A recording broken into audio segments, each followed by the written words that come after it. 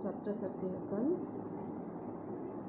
মই আজি তোমালোকক ইংৰাজীৰ কিতাপৰ লেচন 3 থকা ট্ৰেইনছ কবিতাটো পঢ়াম। তোমালোকে কবিতাটো উলিয়াই লোৱা আৰু এতিয়া মই তোমালোকক পঢ়াই যাম। তোমালোকে শব্দকেইটা ভালকৈ শুনি যাবা। Trains. Over the mountains, over the plains, over the rivers, here comes the trains. Carrying passengers, carrying mail, bringing their precious loads in without fail. Thousands of freight cars all rushing on, through day and darkness, through day and dawn. Over the mountains, over the plains, over the rivers, here comes the trains. James S Tippett. কবিতাটোৰ লিখক হৈছে James S Tippett. এতিয়া মই তোমালোকক আকৌ এবাৰ কবিতাটো মাতি শুনাইছোঁ, তোমালোকে শুনি যোৱা। Trains. Over the mountains, over the plains, over the rivers, here comes the trains. Carrying passengers, carrying mail, bringing their precious loads in without fail. Thousands of freight cars all rushing on, through day and darkness, through day and dawn. Over the mountains, over the plains, over the rivers, here comes the trains. James S টিপেট।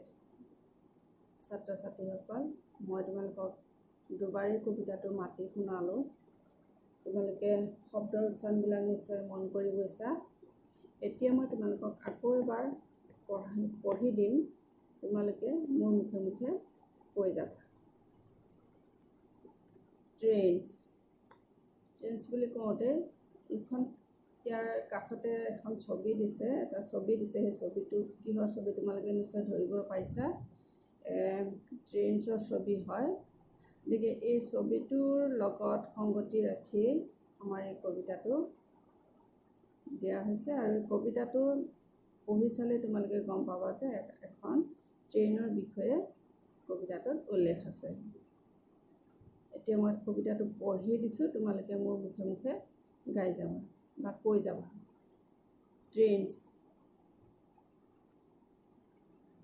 Over the mountains, over the plains, over the rivers, here comes the trains.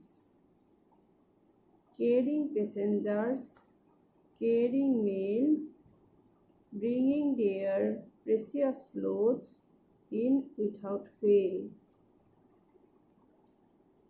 Thousands of freight cars all rushing on, through day and darkness, through day and dawn. Over the mountains, over the plains, over the rivers, here comes the trains. James S Tippett. এতিয়া তোমালোকে আকৌ এবাৰ কবিতাটো মাতি যাবা। মই কৈ যাম, তোমালোকে মোৰ মুখে মুখে কৈ যাবা। Trains. Over the mountains, over the plains, over the rivers, here comes the trains.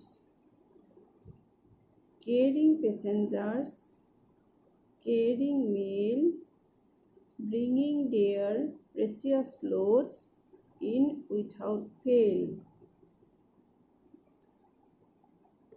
Thousands of freight cars all rushing on, through day and darkness, through day and dawn. Over the mountains, over the plains, over the rivers, here comes the trains.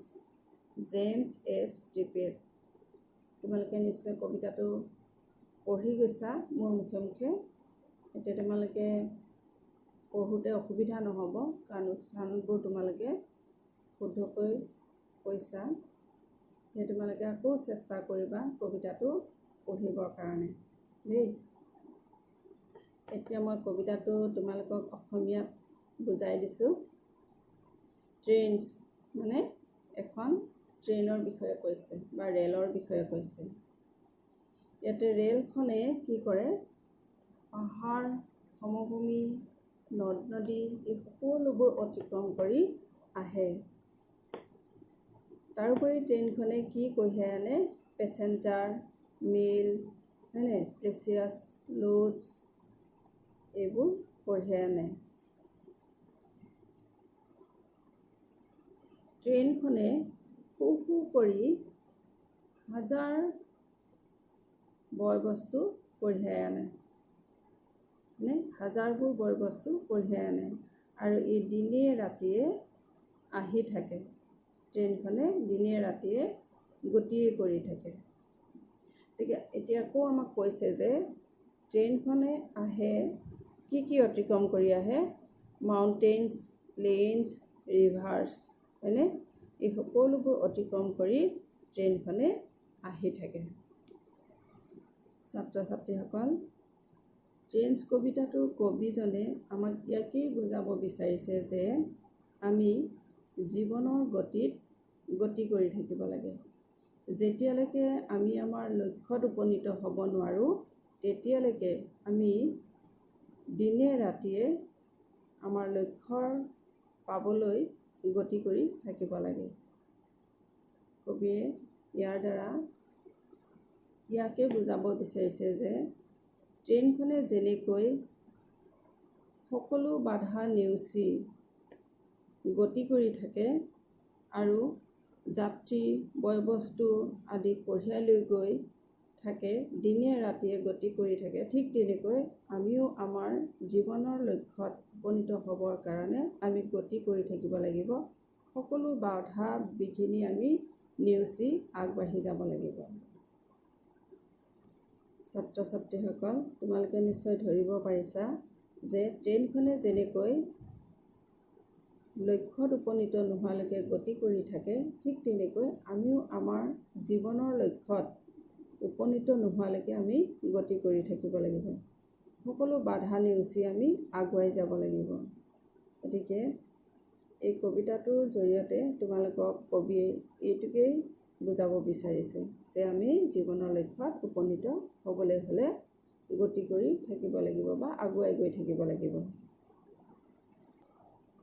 তোমালোকে কবিতাটো ভালকৈ পঢ়িবা আৰু উচ্চাৰণ ভালকৈ কৰিবা দেই, আৰু মুখস্থ কৰি থবা। কবিতাটো তোমালোকে মুখস্থ কৰিবা আৰু লিখি লিখি মুখস্থ কৰিবা।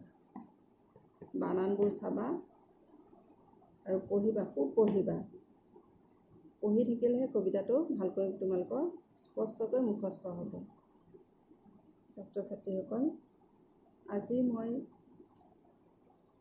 তোমালোকক ট্ৰেইনছ কবিতাটো পঢ়ালোঁ। এতিয়া মই আজিৰ কালাংশ ইমানতে সামৰণি মাৰিছোঁ। নমস্কাৰ।